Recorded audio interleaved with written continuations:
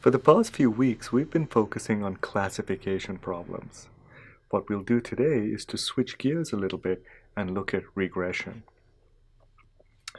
So today, we'll look at a one-dimensional version of the problem as an introduction, and this will allow us to define some basic concepts like predictor and response variables. We'll see how this problem can be formulated as an optimization task and how it can be solved using elementary calculus.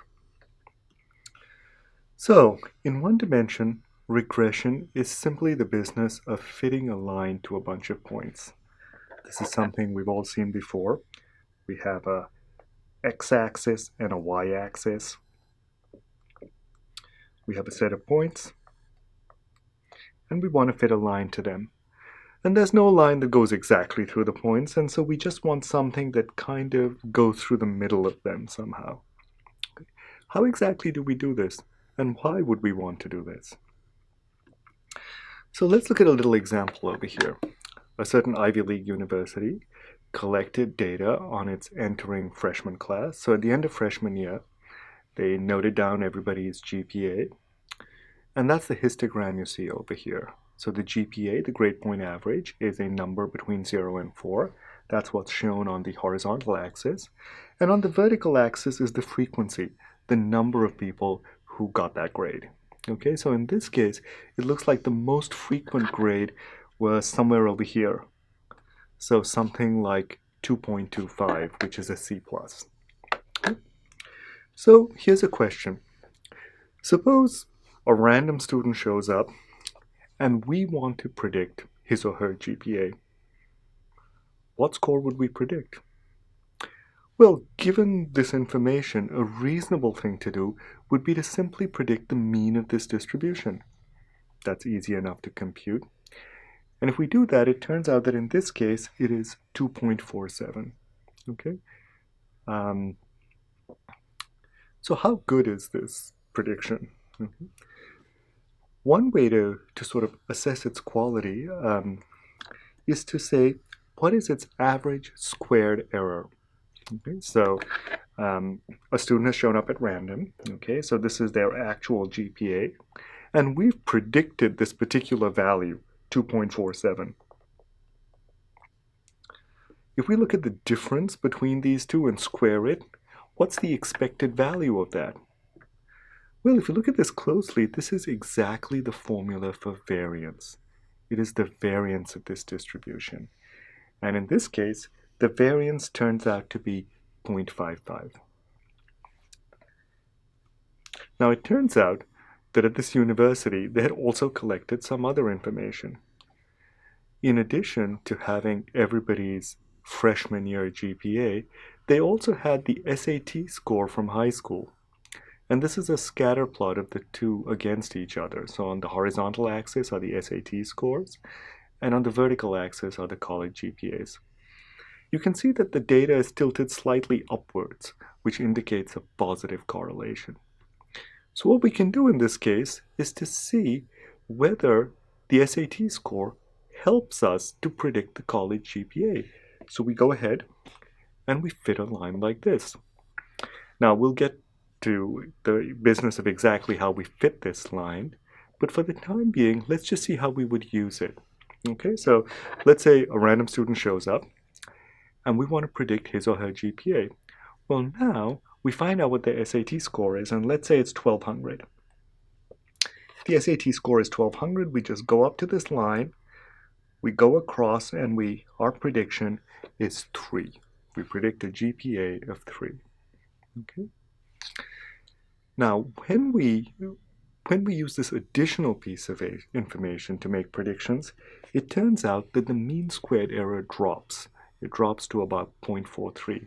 So that additional piece of information was actually quite helpful. This is a classic regression problem. There's something we want to predict, which is called the response variable. That's the college GPA. And then there's information that helps us make this prediction. Those are the predictor variables, and in this case, there's just one predictor variable, the SAT score. So this is the x, the thing that helps us make predictions. And then there's the value we actually want to guess, which is the y, the college GPA. So what is the mean squared error, though? Well, let's look at this data, okay? So look at this person over here. Using our line, the prediction we would make for that person would actually be down here. Okay, so there's a certain amount of error. There's this much error, and we can square that. Let's look at that squared error. Okay, let's look at this person over here.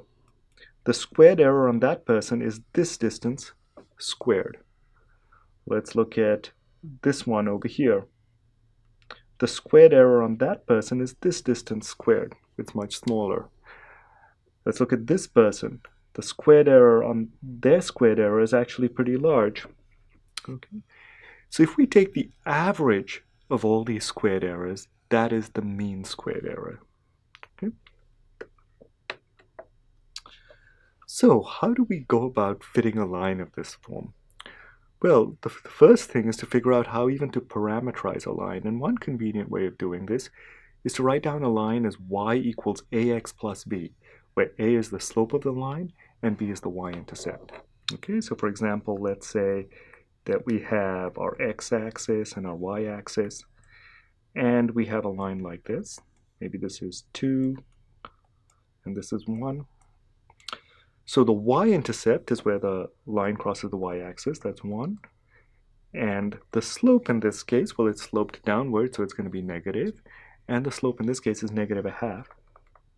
And so the equation of this line is y equals negative 1/2 x plus 1. Okay, so we will parameterize a line using these two numbers, a and b. Okay, so this lets us define the problem precisely. We're given a set of data points. These are x-y pairs. X and y are both real numbers. The x are the predictive variables, in our case the SAT scores. The y's are the things we want to guess, the response variables, in our case the GPAs. Okay, so we have n data points of this form. We want to find a line. In other words, we want to find parameters a and b that define a line. And what we want is to find a line that incurs the least mean squared error. So what is that? Okay, that's what's given by this formula over here. If we look at the ith data point, x sub I, then using this line AB, our prediction on x sub I would be this. That would be the value we would guess. The correct value is y sub I. So the squared error incurred on the ith data point is this term over here. And now we take that and we average over all the data points. This is the mean squared error. And this is the loss function that we are trying to minimize. So there's something interesting going on over here. We're taking a learning task and formulating it as an optimization problem, as the problem of finding parameters that minimize some kind of loss function. This optimization approach has proved to be extremely fruitful in machine learning, and we'll be seeing a whole lot more of it. So let's go ahead and see how we can minimize this loss function. So we want to minimize this function L, which has two parameters, a and b. Well, we can just take the derivative and set it to 0. Usual calculus way. Okay, so since there are two parameters, we need to take the derivative with respect to each of them. So to minimize, what we will do is we'll simply set the derivative with respect to a and the derivative with respect to b to be 0. Okay, so let's go ahead and compute these derivatives. I think the one with respect to b is going to be a little bit simpler, so let's start with that. What is the derivative of L with respect to b? Okay, so L is a big summation. The derivative of a sum is the sum of the derivatives, so we'll start by writing that down. Now, how do we take a derivative of that? We have the squared term over there. Okay, so there's this general rule which says, okay, so we're taking the derivative with respect to b. If you're taking the derivative of something squared, u squared, that turns out to be 2u du. So it's 2u times the derivative of u with respect to v. And for us, u is this thing over here. Okay, that is the u. We want to take the derivative of that. So let's write down 2u first of all. So 2, we just copy down u.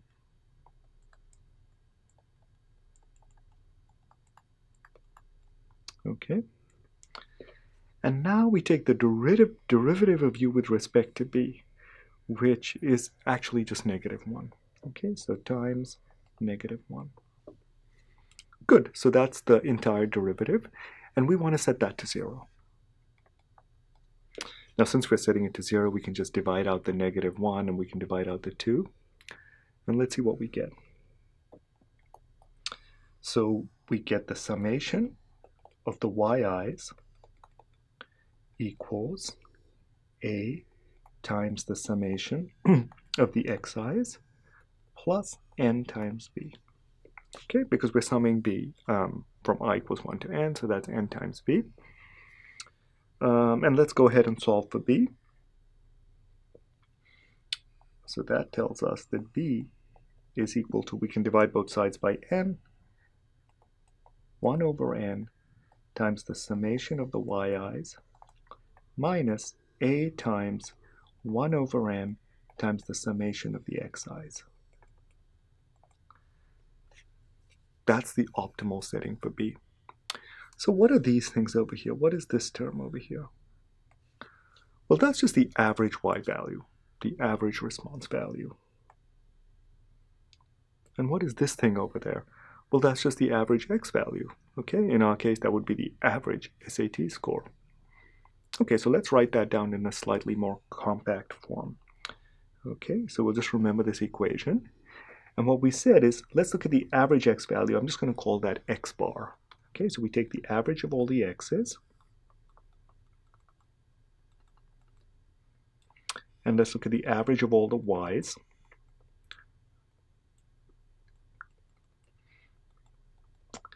And it turned out that the optimal setting for b is the average y value minus a times the average x value.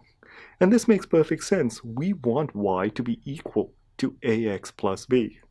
Now, of course, we aren't going to be able to get that exactly, but it makes perfect sense that b would be the average y value minus a times the average x value. Okay, so we still have to solve for a. And the way we do that is we set the derivative of L with respect to a to 0. And then we go through the calculation. And this time the algebra is a little bit more involved. But I can just tell you what the final answer is going to be. Okay, and if you like, you can try out the steps at home. It's just a little bit messier. And it turns out that what the optimal setting for A is simply the covariance of x and y divided by the variance of x. Okay, so it's something of this form. You take all the y's, you subtract off the average y, and you look at the covariance with x.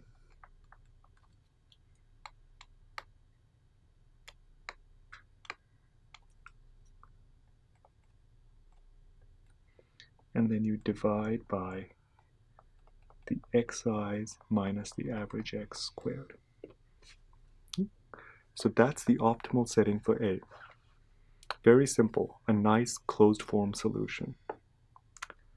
Well, that concludes our little introduction to regression. Today we just talked about the one-dimensional setting, where there's a single predictor variable. What we'll do next time is to generalize this methodology to multiple predictor variables. See you then.